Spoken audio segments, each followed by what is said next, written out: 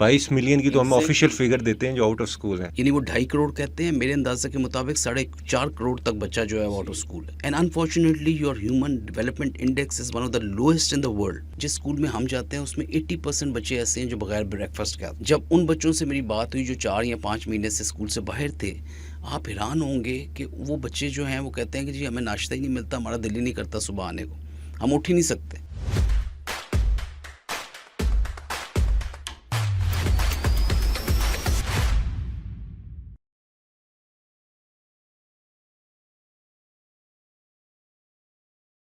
अस्सलाम वालेकुम, welcome to fresh new episode of Cybercast. मैं हूं साद मीर। आज की हमारी बड़ी स्पेशल एपिसोड है। हमारे जो गेस्ट हैं वो किसी तारुफ के मोहताज नहीं है। सीईओ एंड फाउंडर ऑफ उम्र रवां फाउंडेशन। लेकिन जो इंट्रोडक्शन जिससे आप ज़्यादा अच्छी तरह उनको जानते होंगे, और स्पेशली इस पिछले महीने में आपने उनको टीवी स्क्रीन पे काफ़ी ज़्यादा देखा। Air marshal retired Amir Masood sahab हमारे साथ हैं।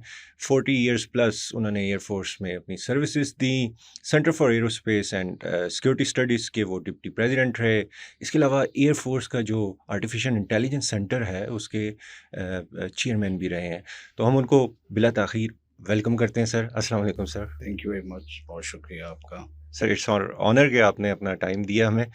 और आपसे ज़री बात है, जब ये एपिसोड स्टार्ट होगी और सबको मालूम है कि आमिर मसूद साहब आए हैं, तो व्यूअर्स और लिसनर्स तो समझ रहे होंगे कि हम बात करेंगे रीसेंट कन्फ्लिक्ट की और ये 6-0 कैसे हुआ बाकी सब। लेकिन उसमें लिसनर्स को मेरा ये मशवरा है कि हम पास्ट की बात नहीं कर रहे। उसमें आपने जो एपिसोड्स देखनी है, आमिर मसूद साहब की एनालिसिस मौजूद है, आप देख सकते हैं। हम तो आज फ्यूचर की बात करना चाह रहे हैं, पाकिस्तान के फ्यूचर की। और सर जैसे बताया जाता है कि जो कौमों का मुस्तकबिल है वो नौजवानों और बच्चों के हाथ में होता है। वो मतलब बच्चे और नौजवान कौमों का मुस्तकबिल होते हैं। लेकिन मैं एक डब्ल्यूएचओ की रिपोर्ट देख रहा था। अ, उसके मुताबिक हमारा हर 8 में से हर 10 में से 8 बच्चे जो हैं वो ग़िज़ाई किल्लत के शिकार हैं, जिसकी वजह से हमारे 40% बच्चे ऐसे हैं जो जिनकी ग्रोथ स्टंटेड है। तो ऐसा मुस्तकबिल हमें क्या फ़ायदा देगा सर? बहुत शुक्रिया आपका। एक तो ये कि मैं आपको सबसे पहले ये बताना चाहूँगा कि अल्हम्दुलिल्लाह जो एयर फ़ोर्स है, उसमें जितना टाइम गुज़रा, मैं हमेशा से यही कहता हूँ कि एयर फ़ोर्स जो है मेरी एक माँ की तरह की ऑर्गेनाइज़ेशन है, हुँ, जिसमें मैंने ज़्यादातर टाइम जो है वो फ़ाइटर पायलट के तौर पे, और 35 साल मैंने F-16 पे रहा और इंस्ट्रक्टर भी रहा। काफ़ी सारे स्टूडेंट्स अब मौजूद हैं। तो पाक फ़ज़ाइया जहाँ पे आपको प्रोफ़ेशनली इतनी अच्छी एक तरबियत देती है, वहाँ पे आपको सीनियर रैंक्स पे ये भी अपॉर्चुनिटी मिलती है कि आप उसकी डिफरेंट अदर सर्विसेज़ जो अवेलेबल होती हैं कम्युनिटी के लिए, जिसमें मेडिकल सर्विसेज़ है, एजुकेशन है, उसका कलमदान आपको मिले। खुशकिस्मती से मैंने मेडिकल सर्विसेज़ भी देखी, और एयर फ़ोर्स में उनका जो एजुकेशन स्कूल्स और कॉलेजेस है उसका भी मेरे पास कलमदान रहा। तो इससे मेरी बड़ी एक अवेयरनेस आई। ठीक है। तो जहाँ पे मेरा एक प्रोफेशनल जहाज़ उड़ाने का और फाइटर फ्लाइंग का था, एक चार्म था, और जो मेरी एक ज़िंदगी की ख्वाहिश थी और एक पैशन था, वहाँ पे ये जो चीज़ थी, इसने मुझे बहुत कुछ सिखाया। हुँ, और मेरी, आप कह लें कि एक ज़िंदगी में एक बहुत चेंज आया। स्पेशली जब मैंने स्पेशल चिल्ड्रन वाला एक एरिया था जिसको एयर फोर्स देखती है, और उसकी मुझे मैंने उस जो स्पेशल चिल्ड्रन के स्कूल्स हैं उनकी मैंने देखभाल की, और मुझे पता चला कि क्या चैलेंजेस हैं, कम्युनिटी के क्या चैलेंजेस हैं, पेरेंट्स के क्या चैलेंजेस हैं, बच्चों के क्या चैलेंजेस हैं, हमारी फ्यूचर जनरेशन के क्या हुँ, चैलेंजेस हैं, स्कूल्स में, हॉस्पिटल्स में, और स्पेशल चिल्ड्रन के स्कूल्स में। ये बहुत एक आगही थी मेरे लिए, जिसने मेरे एक, आप समझ लें कि सोच को बदला। हुँ, तो रिटायरमेंट के बाद मेरा एक ये पैशन था कि मैं इस एरिया में ज़रूर कुछ ना कुछ काम ठीक करूँगा। है। जहाँ कौम की खिदमत की है, फ्लाइंग के लिहाज से, दिफ़ा के लिहाज से, वहाँ पे ये चीज़ मेरा ख़्याल में उससे भी ज़्यादा ज़रूरी है। हुँ, क्योंकि दर्द दिल के वास्ते पैदा किया इंसान को, हुँ, वरना अतात के लिए कम न थे करो करो बयां। बयाँ। ठीक तो है। दर्द दिल जो है वो बहुत ज़रूरी है, और हुँ, मकसद इंसान का यही है कि वो इंसानियत की खिदमत करे। हुँ, तो उस बेसिस पे और कुछ पर्सनल एक्सपीरियंस ऐसे हुए कि जिसकी वजह से हमने फ़ैसला किया कि हम उम्र रवां फाउंडेशन बनाएंगे। जब मैं ये बना रहा था और एससीसीपी में रजिस्टर कर रहा था, तो मुझे काफ़ी लोगों ने कहा कि जी मार्शल साहब, आप रिटायर हो गए हैं, आप गोल्फ शॉफ खेल लें और अपना अच्छा टाइम गुजारें। लेकिन एक तशनगी ज़रूर थी ठीक है। दिल में, और उस वजह से हमने फ़ैसला किया कि एक फाउंडेशन बनाएंगे जिसका प्राइमरी मकसद ये होगा कि बच्चों की जो मेंटल हेल्थ है उसके ऊपर तवज्जो दी जाए। ठीक लेकिन जब हमने इसको ज़्यादा टटोला और इस पे थोड़ी रिसर्च की ऑल ओवर पाकिस्तान और बाहर के मुल्कों से भी कुछ लोगों को हमने इंगेज किया, तो हमें पता चला कि मेंटल हेल्थ को आइसोलेशन में नहीं लिया जा सकता। बिल्कुल। मेंटल हेल्थ का ताल्लुक फिज़िकल हेल्थ से भी है। हम्म, सो मैं आज आपको ये बहुत यकीन से कहता हूँ कि उम्र रवां फाउंडेशन ये वाहिद फाउंडेशन है पूरे पाकिस्तान में हम्म, जो बच्चों को के पास खुद जाती है, बच्चों के डोर स्टेप्स पे जाके उनकी स्क्रीनिंग और उनकी स्कैनिंग करती है for any sort of problem which is related to mental और फिजिकल हेल्थ। स्क्रीनिंग से क्या मुराद है बॉस? ये एक हमारा मेथडोलॉजी है हम्म, जो मैं आपको कंप्लीट इसकी एक पिक्चर दूंगा, हम्म, लेकिन हमारा ऑब्जेक्टिव ये है हम्म, कि वो तमाम स्टूडेंट्स स्पेशली जो कि अंडर प्रिविलेज्ड हैं, but it includes other students also, क्योंकि ये एक ऐसी प्रॉब्लम है जो ये नहीं देखती कि आप किस कैटेगरी में हैं, ठीक। आपका बैकग्राउंड क्या है। हम्म, ये किसी को भी हो सकती है। जिस तरह आपने कहा कि 8 से 10 में से 8 बच्चे स्टंटेड हैं, इसी तरह हर चौथा बच्चा जो है उसके साथ मेंटल हेल्थ का इशू है। बिल्कुल ऐसे। वो ज़रूरी नहीं कि किसी अच्छे बैकग्राउंड का है तो उसके साथ नहीं है और सिर्फ बुरे का है तो। 20% हमारी आबादी वैसे ही जी डिप्रेशन या बिल्कुल। एंजाइटी का शिकार है। तो हमारा यही मकसद था कि हम उन स्टूडेंट्स को, स्पेशली ये वो एज होती है hmm, which is between 5 to 18 years, जो हमारा टारगेट है बेसिकली, अच्छा। कि जो सबसे ज़्यादा वर्नरेबल होती है। हम्म, और यही वो स्टेज है जिसमें आपकी शिफा भी बहुत आसानी से की जा सकती है, यानी ट्रीटमेंट इज़ मोर इफेक्टिव। वो कहते हैं ना, prepare and prevent rather than repair and repent. तो हम वो प्रिपेयर एंड प्रिवेंट वाले तरीके से प्रोएक्टिवली और प्रिएम्प्टिवली बच्चों की हम स्क्रीनिंग करते हैं, ठीक है। और वो हमारा मकसद इस वजह से है क्योंकि ज़्यादातर बच्चों को और वालिदैन को इशू होता है एक्सेस टू द हॉस्पिटल का, वेदर इट इज़ कि उनके पास टाइम नहीं है या उनके पास फाइनेंसेस नहीं है। So we believe in 3 A's। Awareness, सबसे पहले कि अवेयरनेस हो टीचर्स को, पेरेंट्स को, बच्चों को। दूसरी है एक्सेप्टेबिलिटी, कि दे शुड एक्सेप्ट कि उनको इस चीज़ की आगाही हो और उसके साथ वो इस चीज़ पे माने और उस पे यकीन करें कि कोई इंसान, कोई बशर परफेक्ट नहीं है, कोई ना कोई प्रॉब्लम हो सकती है और किसी को भी हो सकती है। ये नहीं कि कोई ऐसा बशर है या दुनिया में सारे लोग जो हैं वो उनके साथ कोई प्रॉब्लम नहीं है। So acceptability is very important. And the third A is the access to the services, कि वो उस जगह पे जहाँ पे उनकी ट्रीटमेंट होनी है वहाँ पे हम उन्हें पहुँचा सकें। तो मैं जिस तरह से आपको बता रहा था कि उम्र रवां वाहिद ऑर्गेनाइजेशन है जो बच्चों को उनके डोर स्टेप्स पे उनकी स्क्रीनिंग करती है, ये पता करने के लिए कि उनके साथ कोई प्रॉब्लम है कि नहीं है, और उनको सर्विसेज प्रोवाइड करती है एट द डोर स्टेप्स, यानी कि स्कूल के अंदर ही हम ये सेंटर्स बनाते हैं ताकि बच्चों को और पेरेंट्स को प्रॉब्लम ना हो कहीं जाने की। यस, अगर वो क्रिटिकल है तो फिर हम उन्हें किसी स्पेशलिस्ट के पास हॉस्पिटल लेके जाते हैं प्लान तरीके से with availability of transport and everything.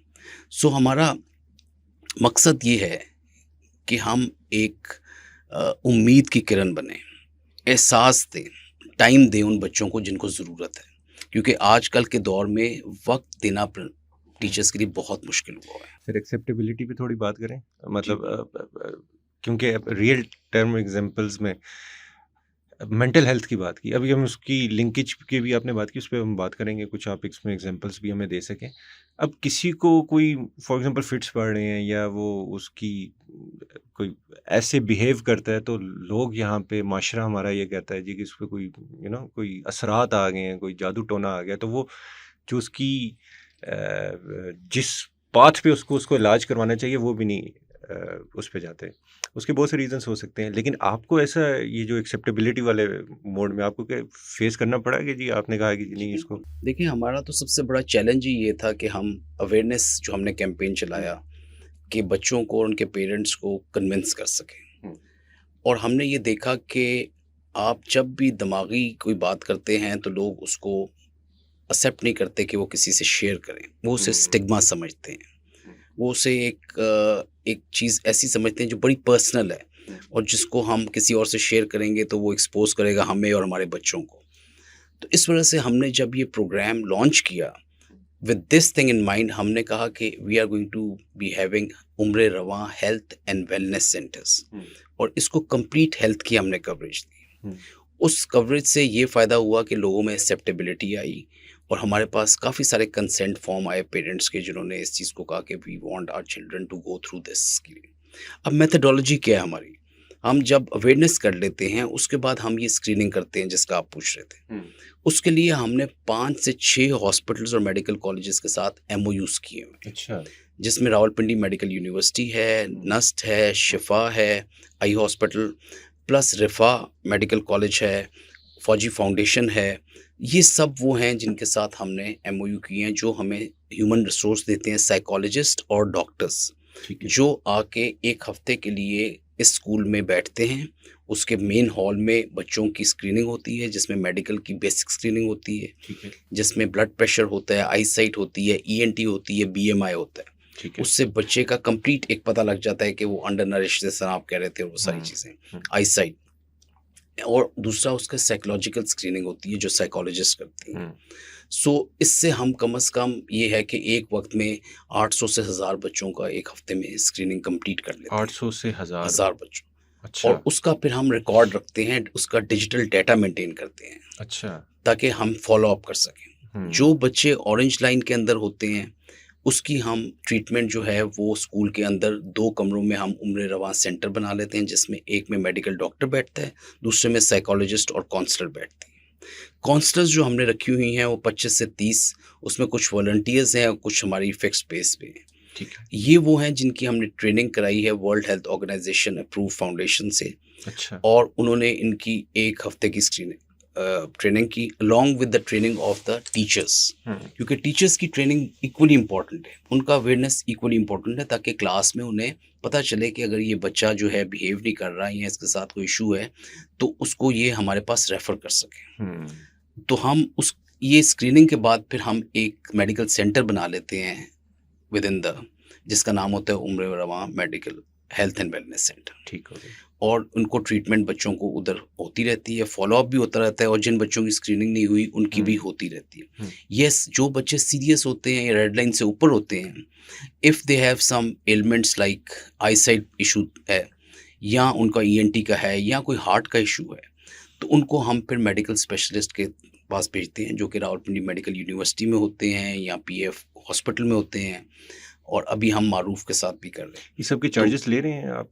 या ये जी, मैं अभी हमने जिस तरह जो शिफा आई हॉस्पिटल है, हुँ, उन्होंने हमारे 94 बच्चे जिनकी आईसाइट वीक थी उन्हें देखा, और उनको हमने फिर ट्रीटमेंट भी दी। ठीक है। लेकिन उनमें से जो क्रिटिकल केसेस थे उनकी वो इंटरवेंशन करेंगे फ्री ऑफ कॉस्ट। अच्छा। लेकिन जो ग्लासेस लगानी थी वो हुँ, हमने लगवाई, क्योंकि उनकी पॉलिसी के मुताबिक वो ग्लासेस नहीं लगाते। मतलब बच्चों ने तो नहीं कुछ पे करना या वो बच्चों ने कुछ नहीं, ये उम्र रवां पे करेगा उनकी ओके। ग्लासेस के लिए। इसी तरह अभी हमने लेटली एक हार्ट की बच्ची का ऑपरेशन कराया है, जो बड़ा पेंडिंग था और बड़े अरसे से चल रहा था, हुँ, उसका बाप बड़ा परेशान था, वो 8 लाख मांग रहे थे। अच्छा। तो हमने उसका ऑपरेशन 2 लाख में करवाया हुँ, पीएफ हॉस्पिटल से, और इसमें पीएफ हॉस्पिटल ने भी हमें सपोर्ट किया, और हमने वो 2 लाख पे किए उम्र हुँ, रवा फाउंडेशन। इसी हुँ, तरह कुछ एपिलेप्सी के केसेस हैं जिनको हम ट्रीट कर रहे हैं। Hmm, eyesight is one of the weakest area, कि अच्छा। जिसमें आप 10 से 12% बच्चे और बच्चियां हर स्कूल में हमें मिलते हैं जिनकी आईसाइट का इशू है। हुँ, अगर आप 1000 बच्चों की स्कैनिंग करें तो उसमें से तकरीबन आपको 100 से 100 1100 के करीब बच्चे ऐसे मिलेंगे जिनके आईसाइट का इशू है, हुँ, और वो आईसाइट का इशू बहुत सीरियस भी है कईयों का। हुँ। लेकिन आप ये देखें कि वो अपने पेरेंट्स को बताते हैं, लेकिन पेरेंट्स उस पे तवज्जो नहीं देते। पेरेंट्स कहते होंगे आगे बैठ जाया करो, हाँ, बिल्कुल, गौर से देखा आगे बैठ करो। जाया करो या कोई ठीक हो जाएगा हुँ, खुद ब खुद। हुँ, 3 बच्चियाँ ऐसी थीं जिनकी ब्लाइंडनेस की तरफ जो जा रही थी। अच्छा। उनको हमने ट्रीटमेंट दी शिफ़ा से, और उनसे भी पूछा तो उन्होंने कहा जी पेरेंट्स कहते हैं जी खुद ब खुद ठीक हो जाएगी, ग्लासेस लगाने की ज़रूरत नहीं। बादाम खाओ, गाजर का जी, जूस पियो। अब ये आप देखें कि 12 साल, 13 साल का एक बच्चा या बच्ची जिसकी आईसाइट कमज़ोर है और जिसको बोर्ड नज़र नहीं आता, उसके ऊपर कितना स्ट्रेस होगा, कि उससे हम पेरेंट्स कहते होंगे कि तुम परफ़ॉर्म अच्छा नहीं कर रहे, वो कॉन्सन्ट्रेट कैसे कर सकता है क्लास में? वो हुँ, कैसे अच्छा रिज़ल्ट लेके आ सकता है? सो ये वो चीज़ें हैं जो हम इन्हें डोर स्टेप्स पे दे रहे हैं। We are doing 100% screening and scanning of these children, hmm. ताकि ये ना हो कि वो बच्चा हमारे पास है, हम उसके पास जाके इसको करें सो यू और गोइंग फिर टू उसको school to follow up school करें। उसकी मतलब जी, कोई अगर अभी इस्लामाबाद में फॉर एग्ज़ाम्पल हम रिकॉर्डिंग कर रहे हैं, तो इस्लामाबाद में कोई सेंटर्स हैं आपके जहाँ पे जी, शायद हमारा पहला सेंटर जो है वो बना है F11 में, अच्छा, जिधर तकरीबन 900 के करीब बच्चे-बच्चियाँ थे। ठीक है। और अब हमने जो नया सेंटर बना रहे हैं वो उसकी हमने स्क्रीनिंग शुरू कर दी हुई है, हुँ, और वो है F6 में, जहाँ पे 5000 बच्चियाँ हैं, 5000 बच्चियाँ, 5000। तो ठीक है। हम जो F11 वाला था उससे हमने काफ़ी कुछ, बिकॉज़ ये हमारा जो था एक पायलट प्रोजेक्ट था, हुँ, और इससे हमने बड़ा कुछ सीखा। हुँ, और हमें ये भी एहसास हुआ है कि over a period of time जब आप टाइम इनके साथ गुजार लेते हैं तो पेरेंट्स का आप पे यकीन और एतमाद बढ़ता रहता है, हुँ, और आपकी एक स्टेज आ जाती है जबकि आपको ऑलमोस्ट 100% पेरेंट्स जो हैं वो हुँ, एक्सेप्ट करने, पहले 25% थे जब हमने ये शुरू किया, हुँ, और आज ऑलमोस्ट 85% बच्चों की स्क्रीनिंग हो चुकी है और उनको हम ट्रीटमेंट दे रहे हैं in various stages. Okay, every day we have critical kids जिनको हम फिर इमरजेंसी में कई हॉस्पिटल में शिफ्ट करते हैं। आजकल हीट स्ट्रोक बहुत चल रहा है, हुँ, तो उसको हम फॉलो अप करते हैं। सो हमारा कहने का ये मकसद है कि हम इन बच्चों को अब फिर छोड़ते नहीं हैं, हुँ, हम इनकी ट्रीटमेंट को कंप्लीट करते हैं। ये चीज़ सिर्फ आपको उम्र रवां फाउंडेशन में मिलेगी कि you are following each and every kid hmm. To give him access to the medical. बेशक वो हज़ारों में हो जाएँ, फॉर जी, एग्ज़ाम्पल अगर आप 5000 में अभी स्क्रीनिंग बिल्कुल करते हैं, इंशाल्लाह ताला तो हम अगर वो 1000, 1500, 2000 हो जाता है। एग्ज़ैक्टली वो उनको हम करेंगे, और हुँ, इसी तरह हमारा जो ऑफ कोर्स जो हमारा स्टाफ है वो इंक्रीज़ होता रहेगा, हुँ, और हम इन हॉस्पिटल के साथ और भी हॉस्पिटल के साथ एमओयूज़ करेंगे, हुँ, ताकि हमारे पास ऑप्शन हो, हमारे पास स्टैंड बाय अरेंजमेंट हो, और हमारे पास ईज़ी एंड अर्ली एक्सेस हो for any sort of medical emergency also, जो कि बच्चों को होती हैं। हुँ, देखिए ये चीज़ बड़ी इंपॉर्टेंट है जो मैं आपको बार-बार कह रहा हूँ, प्रोएक्टिव और प्रिएम्प्टिव तरीके से हम उनको डोर स्टेप्स पे दे रहे हैं, because this has worked very efficiently. Hmm, बच्चा जब क्लास में आता है, स्कूल में आता है, तो स्कूल की एनवायरनमेंट्स उसके लिए बड़ी कंड्यूसिव होती हैं। हुँ, उसको हॉस्पिटल जाने में या कहीं और जाने में एक स्टिग्मा भी फ़ील होता है, हुँ, और एक दिक्कत भी होती है। उसको भी होती है, उसके पेरेंट्स को भी फ़ील होती है। तो इस वजह से वो अवॉइड करते हैं ज़्यादातर। जब वही फैसिलिटी आप स्कूल के अंदर दे रहे हैं कि उसके लाइब्रेरी के पीरियड में वो काउंसलर के पास हुँ, चला जाए, हुँ, लाइब्रेरी का या कोई स्पोर्ट्स का पीरियड है या ब्रेक है, उसमें वो मेडिकल डॉक्टर के पास चला जाए और अपने इश्यूज़ को, तो वो उसके लिए कोई इश्यू नहीं है। हुँ, बच्चे बहुत विलिंगली आते हैं। There have been many serious cases of mental health also, hmm, और उनको भी हम ट्रीट कर रहे हैं with maintaining the privacy and everything. और अल्हम्दुलिल्लाह अल्हम्दुलिल्लाह हमारा मकसद ये था कि अगर हम एक भी बच्चे को या बच्ची को बचा सकते हैं, उसके फ्यूचर को सिक्योर कर सकते हैं, और ये आगाही क्रिएट कर सकते हैं उसमें, पेरेंट्स में और टीचर्स में, तो we have done our job. तो ये बड़ी अच्छी आपने जो टीचर्स वाली अभी बात की। एक तो आपकी हमने उम्र रवा की ये सारा समझ लिया। अब मैं इसको अगर होलिस्टिकली लूँ और मैं आपको कहूँ कि सर अब ज़रा नेशनल लेवल पे आएँ और नेशनल लेवल पे इसकी कॉजेज़ देखें। अब ये माशाल्लाह आपने अब ये पायलट प्रोजेक्ट किया, हज़ारों बच्चों की स्क्रीनिंग हुई, तो आपको बहुत से मुफ़ीद डाटा मिला होगा, ठीक है। एक डाटा मेरे पास है, देख रहा था कि एक इस्लामाबाद की यूनिवर्सिटी है, इबादत यूनिवर्सिटी, उन्होंने रिसर्च की, उन्होंने कहा जो यूनिवर्सिटीज़ हैं इस्लामाबाद की उसमें 66% टीचर्स ऐसे हैं जो डिप्रेशन या एंग्जायटी का शिकार हैं। टीचर अगर डिप्रेशन या एंग्जायटी में होगा, ये यूनिवर्सिटी लेवल की बात हो रही है, ऑन पेपर यूनिवर्सिटी के टीचर्स अच्छा कमा रहे होंगे, अच्छे पढ़े लिखे होंगे। आप तो स्कूल लेवल पे काम कर रहे हैं सर, जहाँ पे टीचर्स की तनख्वाहें आपको पता है क्या है, वो उनके मसाइल आपको मालूम है क्या है। तो मेरे ख्याल से तो इस प्रोग्राम में वो टीचर्स भी किसी न किसी तरह फोकस होना चाहिए। तो अगर मुझे ये बताइएगा कि ये फोकस में है, और अगर फोकस में है तो वही बात है, क्या वो उस एज में तो नहीं पहुँच चुके कि अब शायद इलाज ही नहीं हो सकता? जी देखिए, बिल्कुल ये आपने बड़ी इम्पोर्टेंट बात कही। इसीलिए हमारा जो प्रोग्राम है, उसका जो मकसद है वो सिर्फ़ स्टूडेंट्स तक महदूद नहीं है। जिस तरह हुँ, मैंने आपको कहा, जब हम आगाही क्रिएट करते हैं हुँ, और इवन जब ट्रेनिंग करते हैं, तो उसमें टीचर्स, पेरेंट्स और स्टूडेंट्स तीनों इन्वॉल्व होते हैं। अच्छा, जब तक ये ट्रायो मुतहर्रिक नहीं होगा, हुँ, जब तक ये तीनों जो लोग हैं, इनमें वो आगाही नहीं आएगी, एहसास नहीं आएगा, ये हमारा मकसद पूरा नहीं हो सकता। हुँ, उस स्टूडेंट को रिलीफ़ नहीं मिल सकता। हुँ, हुँ, हुँ, स्टूडेंट तो अकेला होता है। हुँ, टीचर जो होता है उसके क्लास में इधर स्पेशली गवर्नमेंट स्कूल्स में 60 से 70 बच्चे बैठे होते हैं। तो टीचर का जो भी अमल है, उससे बहुत फ़र्क पड़ता है, चाहे वो अच्छा है या बुरा है, उसका असर इन बच्चों पे बहुत ज़्यादा होता है। और जिस तरह आपने कहा कि उसकी हरकत और उसकी ट्रीटमेंट से जो स्ट्रेसेस हैं, वो कभी-कभार परमानेंट हो जाते हैं स्टूडेंट्स के लिए। तो टीचर की ट्रीटमेंट इज़ इक्वली इम्पोर्टेंट। सो हमारे उम्र Rawan health and wellness centres में टीचर्स विज़िट करते हैं। अच्छा। टीचर्स की काउंसलिंग होती है प्रॉपर, और टीचर्स को भी बताया जाता है। जब इधर कैंप्स लगते हैं, जिसमें आई का कैंप होता है, ईएनटी का कैंप होता है, डेंटल कैंप होता है, या कोई और कैंप होता है related to the mental health, तो उसमें teachers are very much part of that, और उनको देखा जाता है, उनको ऑब्जर्व किया जाता है। और प्रिंसिपल भी हमें एट टाइम्स रेफ़र करती हैं कई टीचर्स को, जिनको इस तरह की ट्रीटमेंट की ज़रूरत है। ना सिर्फ ट्रीटमेंट की ज़रूरत है, बल्कि इस चीज़ की भी ज़रूरत है कि वो बच्चों को आइडेंटिफ़ाई कर सकें सही तरीके से। So teachers are very much part of that. जहाँ तक यूनिवर्सिटीज़ का ताल्लुक है, देखें जी, मैं 5-6 यूनिवर्सिटीज़ में गया। मैंने उनसे कहा कि आप किस तरह से अपने बच्चों को ये काउंसलिंग वगैरह कर रहे हैं? उन्होंने कहा जी हमने एक काउंसलिंग सेक्शन बनाया हुआ है, लेकिन कोई हमने पिछले 5-10 सालों में ये ऑब्ज़र्व नहीं किया कि कोई इमरजेंसी केसेज़ आए हों, ये हो।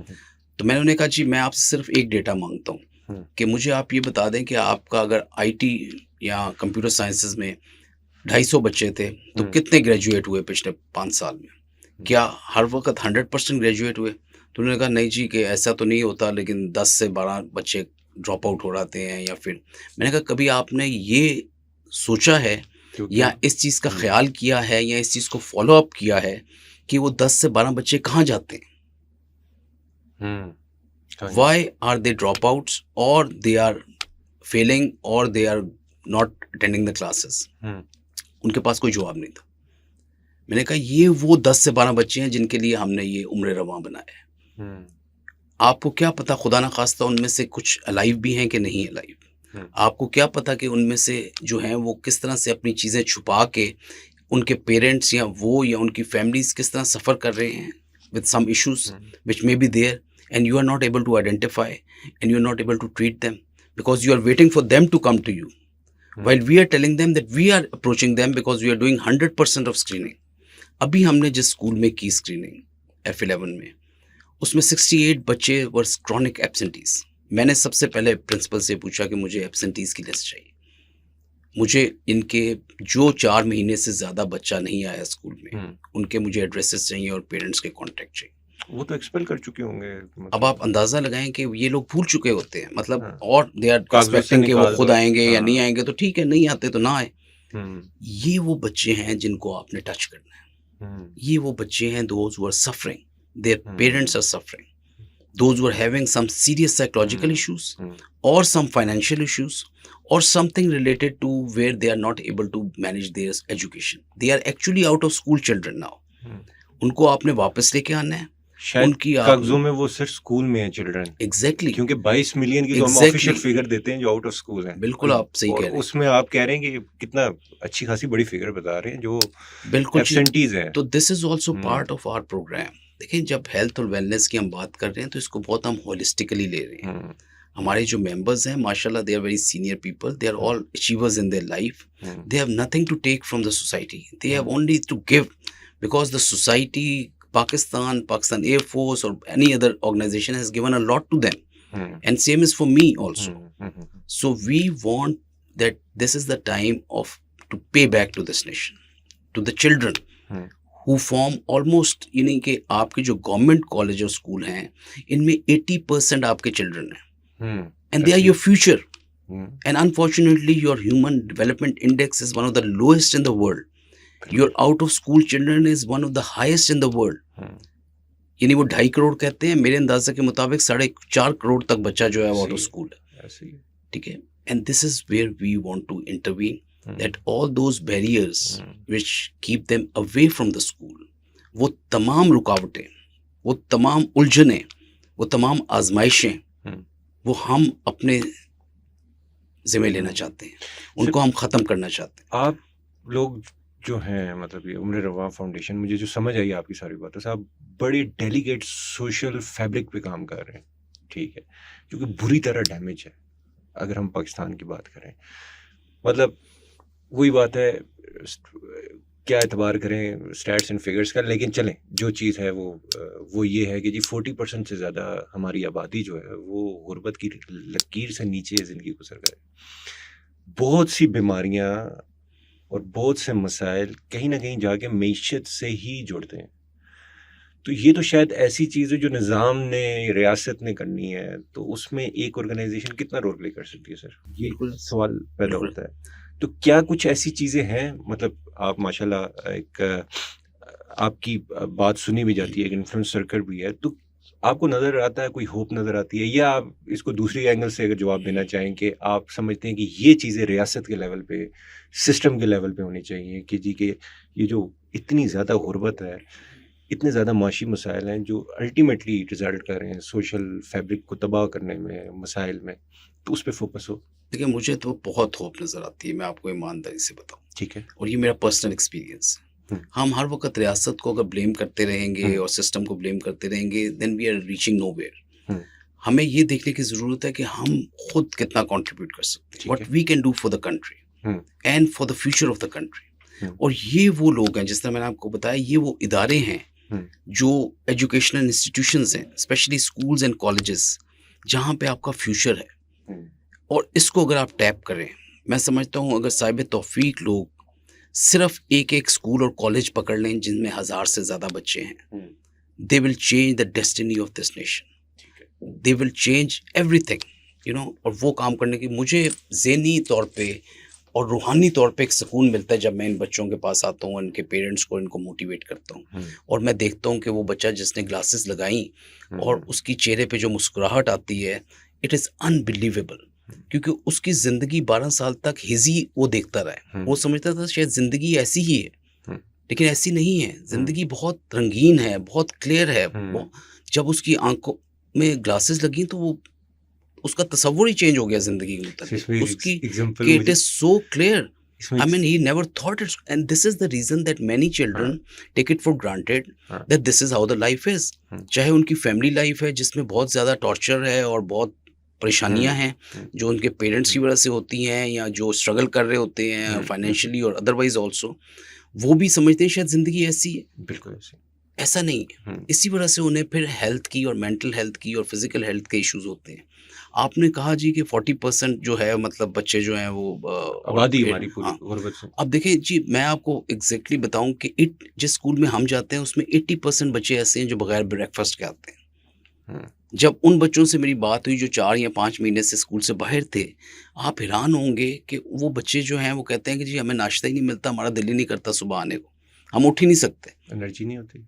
और फिर पॉपुलेशन के लिहाज से उनके माशाल्लाह कईयों के 10-10, 12-12 हुँ, बच्चे हैं, जिनका पेरेंट्स को ट्रैक ही नहीं है, और पेरेंट्स की बस यही ख्वाहिश होती है कि वो 10-12 साल का हो तो कमाना शुरू कर दे। हुँ, सो ये वो अवेयरनेस है जो हम एक होलिस्टिकली एक मुआशरे को देना चाह रहे हैं। हमारा जो पहला पायलट प्रोजेक्ट है, इनिशिएटिव जो था, वो अल्हम्दुलिल्लाह बहुत सक्सेसफुल रहा है, और होप इस वजह से है कि लोगों ने इसमें बहुत हमारा साथ दिया है। हुँ, जितने हॉस्पिटल्स के पास हम गए हैं, उन्होंने हमारे साथ एमओयू साइन करने में देर नहीं की। ठीक है। जिससे हम बात करते हैं साहिब तौफीक से, हुँ, वो हमें हेल्प करने को तैयार है ताकि हुँ, हम एक सस्टेनेबल मॉडल बना सकें। हुँ, हमारा मिशन ये है कि इंशाल्लाह 3 सालों में हम 30 इस तरह के सेंटर्स बनाएंगे, जो तकरीबन 1,25,000 की आबादी जो इस्लामाबाद में, बाराको में, गोल्डा में और पेरिफेरी में है, उसको एड्रेस कर सकें। हुँ। और फिर इंशाल्लाह ताला इस प्रोग्राम को हम पूरे पाकिस्तान में फैलाएंगे। इसको सस्टेनेबल कैसे करेंगे? इसको स्केलेबिलिटी कैसे लेके जाएँगे? आपकी तो डेफ़िनेटली जी, ख्वाहिश होगी कि इसको पूरे पाकिस्तान में लेके जाएँ, बिल्कुल, लेकिन उसके लिए आपको टैलेंट भी रिक्वायर्ड है। उसके लिए आपको बिल्कुल ऐसा, सबसे बढ़ के पैसा भी रिक्वायर्ड है। बिल्कुल शायद आपको ऐसा, मुस्तकबिल में ऐसा भी नज़र आए कि नाश्ते का मसला भी तो हल करना है।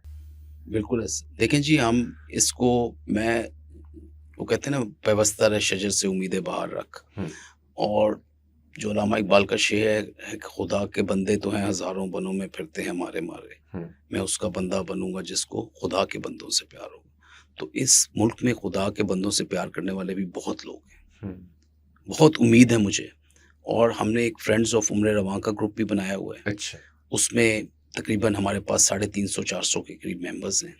दे आर ऑल माशाल्लाह, अल्लाह ताला ने उनको दिया भी हुआ हुँ, है, हुँ, और कामयाब लोग हैं, और हुँ, उनकी ख्वाहिश है कि वो कंट्रीब्यूट करें। हुँ, तो जैसे ये प्रोग्रेस करेगा, हम इंशाल्लाह ताला उनको ये स्कूल्स और कॉलेजेस हैंड ओवर करेंगे। हुँ, हम ग्रुप्स बनाएँगे हुँ, जो कॉलेजेस को देखें और हुँ, उन पे जो खर्चा आता है उसको वो देखेंगे। किस जिस तरह हमने अभी जो पायलट प्रोजेक्ट में देखा कि हमें 5 से 6 परमानेंट मेंबर्स रखने पड़ते हैं फॉर ठीक है। रनिंग द हुँ, उम्र रवा hmm, health and wellness centre for 1000 children. Student hmm, school, और उनके ऑफ कोर्स जो टीचर्स हैं उनको भी देखने के लिए। तो ये ऑलमोस्ट हमारा 4.5 लाख रुपया खर्चा होता है hmm, for these hmm, permanent staff. Hmm, लेकिन उसके अबव, ओवर एंड अबव वो मिसलेनियस खर्चा है जो कि हम मेडिकल सर्विसेज अगर उन्हें देते हैं और कोई क्रिटिकल हो जाए तो उसको देनी पड़ती है। तो ये हमने एक जनरल बनाया है फाइनेंशियल मॉडल इसका कि कम से कम 4 से 5 लाख हमें चाहिए होगा फॉर 1000। अब जो हुँ, 5000 का हम करने जा रहे हैं, हुँ, उसके लिए हम कम से कम 1.5 मिलियन तक मंथली खर्चा चाहिए। हुँ, तो उसके लिए भी हम एंगेज कर रहे हैं लोगों को। वी विल मेक ग्रुप्स ताकि वो उसको फंड कर सकें, जितना कर सकते हैं करें, लेकिन ये है कि पुल इन करते रहें। Then we are engaging some commercial जो हैं वेंचर्स, उनको भी हम कर रहे हैं एंगेज, इंडस्ट्री को एंगेज कर रहे हैं। जो आपकी सोसाइटी है सिविल की जिसमें ट्रेडर्स वगैरह हुँ, हैं, हुँ, हुँ, उनको हम बिजनेस कम्युनिटी को एंगेज कर रहे हैं, डॉक्टर्स को एंगेज कर रहे हैं, सही। फॉरेन अमेरिका के कुछ डॉक्टर्स को हम एंगेज कर रहे हैं और उनके लोगों को भी इंशाल्लाह ताला over period of time engage करेंगे as and when we start to have more projection of this, और हम हमारी अचीवमेंट्स जहां नज़र आएँ और उनकी हम इंशाल्लाह ताला सोशल मीडिया में भी कैंपेन करेंगे, मार्केटिंग करेंगे इन चीज़ों की। तो I am very much hopeful hmm, कि इस प्रोजेक्ट को आगे चलाने के लिए बड़े एहसास वाले लोग मौजूद हैं और वो लोग ज़रूर इसमें कंट्रीब्यूट भी करेंगे और ये प्रोजेक्ट आगे बहुत सक्सेसफुली चलेगा, क्योंकि इसमें जो है वो हमारा फ्यूचर है। Hmm, this is actually a project for the future generation of Pakistan. Hmm, इसमें सिर्फ ये नहीं है कि हम हेल्थ को टच कर रहे हैं, इसका जो बाय प्रोडक्ट है वो एजुकेशन भी है, हुँ, और ये दोनों चीज़ें health and education they go side by side. एक बच्चे की हेल्थ और उसकी एक्टिविटी, उसकी इन चीज़ों को हम आगे भी लेकर जाएँगे, हुँ, मॉडर्नाइज़ भी करेंगे। हुँ, इसमें हम कोशिश करेंगे कि स्कूल्स और कॉलेजेस जिनको हम टच करें, उनमें एक ऑल राउंड पर्सनैलिटी बन सके स्टूडेंट की। हुँ, ताकि ये जो चीज़ें जो इस तरह की हेल्थ रिलेटेड या मेंटल हेल्थ रिलेटेड प्रॉब्लम्स होती हैं, वो तब आती हैं जब बच्चे के अंदर एक उम्मीद की किरण ख़त्म हो जाती है हुँ, या उसके स्ट्रेसेस ज़्यादा हो जाते हैं। Hmm, if you engage him in the activities जो उसके लिए एक कंफर्ट का बायस बनती है, हुँ, चाहे वो फिज़िकल एक्टिविटी हो, चाहे वो म्यूज़िक हो, एक्स्ट्रा करिकुलर, को-करिकुलर हुँ, एक्टिविटीज़ हों, they should be part of his education system. तो इस चीज़ को भी हमने इंशाल्लाह आगे चल के इंट्रोड्यूस करना है और इसको, इस कारवां को मज़ीद उम्र रवां के कारवां को हुँ, बढ़ा कर, और मुझे कोई शक नहीं कि ये आगे कामयाबी की मंजिलें इंशाल्लाह ताला अबूर करेगा और बहुत सारे स्टूडेंट्स को हुँ, ये रिलीफ देगा। बहुत सारी जानें जो हैं वो हम इंशाल्लाह ताला, अल्लाह ताला के फ़ज़्ल व करम से उनको हम सँभालेंगे, हुँ, उनके फ्यूचर को सिक्योर करेंगे इंशाल्लाह। और इंशाल्लाह this is what we can contribute for this country, the minimum we can do for this, I think. Last में बॉस हम डिस्क्रिप्शन में डेफिनेटली उम्र रवां की वेबसाइट भी मेंशन कर देंगे और जो भी कॉन्टैक्ट डिटेल्स हैं। हमारी ऑडियंस में बहुत से कॉर्पोरेट लीडर्स भी मौजूद हैं जो कि डेफिनेटली इस तरह के प्रोजेक्ट में कंट्रीब्यूट करना चाहेंगे, या यूथ हमारी देख रही है जो कि अभी वैसे भी समर हॉलीडेज़ का टाइम है जब भी हमारी एपिसोड जा रही है, तो they can join in the cause. तो आप ये स्क्रीन पे बताएं कि मतलब हाउ कैन द कॉर्पोरेट और ये जो यूथ है हमारी join your cause in what ways. ठीक है, इवन डॉक्टर नहीं है अगर तो फिर उसके अलावा भी। एंड लास्टली अगर आपका पॉलिसी मेकर्स के लिए कोई एडवाइस हो जो आप हमारे इस प्लेटफॉर्म के थ्रू देना चाहें। जी देखिए, जो ये हमने एक प्रोजेक्ट पकड़ा है, हम्म, इसमें आपको पीस-मील में काम करते हुए बहुत सारे लोग नज़र आएँगे, ठीक है। पूरे पाकिस्तान में नज़र आएँगे। लेकिन हमारा जो प्रोजेक्ट है, ये आप अगर देखें तो ये 360 डिग्रीज़ एक पूरा इकोसिस्टम बनता है। हम्म, जिसमें, जिस तरह मैंने आपको पहले भी बताया था कि हम खुद बच्चों की 100% स्क्रीनिंग करके उनको 100% मेडिकल कवर दे रहे हैं। हम्म, ये नहीं कि हम उसे छोड़ रहे हैं, हम उसका डेटा मेंटेन कर रहे हैं और उस डेटे को उसकी एकेडमिक प्रोग्रेस के साथ भी हुँ, मैच कर रहे हैं, हुँ, और फिर हम उसको तब तक रिलीफ देना चाहते हैं जब तक कि वो उसका मसला हल ना हो जाए। ठीक है। हम उसको वक़्त दे दें, वो चीज़ जो उसके पेरेंट्स नहीं दे सकते, वो एहसास दे रहे हैं जो कि वो शायद ना दे सकें पेरेंट्स। तो ये एक होलिस्टिक अप्रोच है। मेरी तमाम लोगों से ये हुँ, गुज़ारिश है हुँ, हुँ, कि इसका हिस्सा बनें, hmm, whether in the shape of cash और काइंड। ये वो प्रोजेक्ट है जो बगैर किसी सपोर्ट के या एक स्ट्रॉन्ग टीम के आगे नहीं चल सकता, हुँ, क्योंकि ये बहुत कॉम्प्रिहेंसिव प्रोजेक्ट है, हुँ, और उस स्टेज पे हम बच्चों को कर रहे हैं which is the most vulnerable and critical stage of their life. Hmm, और ये वो बच्चे हैं जिन्होंने हमारा फ्यूचर बनाना है, क्योंकि ह्यूमन रिसोर्स जो होती है वो किसी भी मुल्क के लिए सबसे बड़ा सरमाया होती है। हुँ, सबसे बड़ी जो नेशनल सिक्योरिटी की एक स्ट्रेंथ होती है वो उसकी ह्यूमन रिसोर्स होती है। It is more important than the military, it is hmm, more important than the aircraft, hmm, that you make a strong capable human resource. और वो तभी बनेगी अगर उसके हेल्थ और उसके एजुकेशन के इंडिकेटर्स अच्छे हैं।